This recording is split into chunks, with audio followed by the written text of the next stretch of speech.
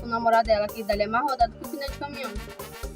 Olha aí, você viu ali aquela chiqueira ali? Ele é uma louca, não sabe nem o que ela tá falando. Tô te falando, não sabe de nada, não. Minha amiga, vem aqui. Olha, tá me chamando, vou lá, viu, amor? Vai na frente. Meu pai do céu, é doido da cabeça.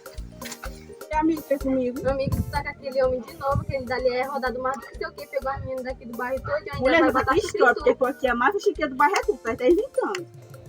da mulher. Ele ficou com a vida aqui do bairro, mas se não quiser acreditar, Mulher, já que tu tá falando, eu vou acreditar. Eu vou mandar ele embora agora, porque ele é meio de não, mas não em mim. Eu, homem, a partir de hoje não quero aqui em casa, não. Pode ir embora. Por quê, mulher? Porque não dá mais. Rapaz, depois que tu chegou, tava conversando com aquela fofoqueirinha ali, aquela dentusca, tu chegou com esse negócio Não é, comigo. porque não dá certo mais. Vai-te embora, por favor. Tá bom, pois tu vai ficar com ela. Depois tu saber da história direito, tu volta atrás de mim, não te quero mais não, troféu. Tô te falando. Vai-te embora.